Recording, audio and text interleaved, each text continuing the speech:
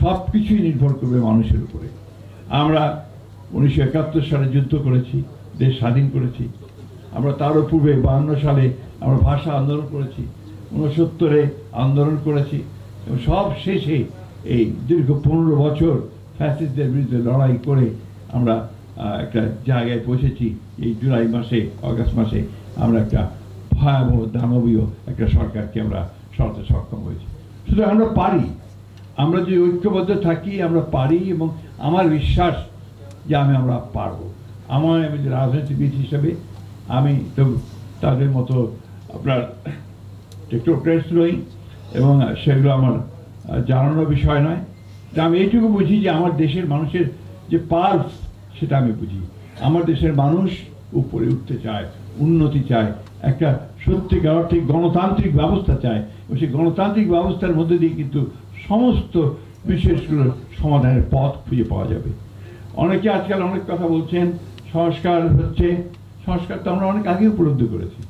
আমরা 2016 সালে আমরা প্রথম ভিশন 2030 দিয়েছি, যেখানে আমাদের সমস্ত পরিবর্তনের কথা, সংস্কারের কথা আমরা বিএনপির পক্ষ থেকে বলেছি, বেগম জিয়া বলেছেন।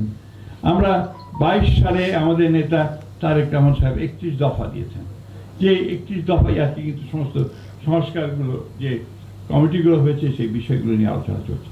সুতরাং আমরা রাজনৈতিক দল হিসেবে আমরা অত্যন্ত সচেতন যে জনগণের যেটা প্রয়োজন এবং কালের যুগের সঙ্গে সঙ্গে যে পরিবর্তনগুলো আনা দরকার, রাষ্ট্র কাঠামোর যে পরিবর্তন আনা দরকার, সে ব্যাপারে আমরা অত্যন্ত সচেতনভাবে আমরা সামনের দিকে এগোচ্ছি। আমি শেষ করতে চাই এই বলে যে আপনারা যারা আজকে এই উদ্যোগটা নিয়েছেন খোয়াবের নেতৃত্বে, আপনারা সামনের দিকে অত্যন্ত বলিষ্ঠভাবে এগিয়ে যাবেন, পিছিয়ে যাবেন না। মৌলানা ভাসানীর যে স্পিরিট, সেই স্পিরিটটাকে সঙ্গে নিয়ে আপনারা এই আন্দোলনকে সামনে নিয়ে যাবেন। অবশ্যই সমস্ত জনগণ আপনাদের সামনে থাকবে, এবং জনগণ থাকলে আগামী দিনের সরকারগুলো আপনাদের সঙ্গে থাকবে বলে আমি বিশ্বাস করি। ধন্যবাদ সকলকে আমাকে আমন্ত্রণ জানানোর জন্য। ধন্যবাদ। ধন্যবাদ।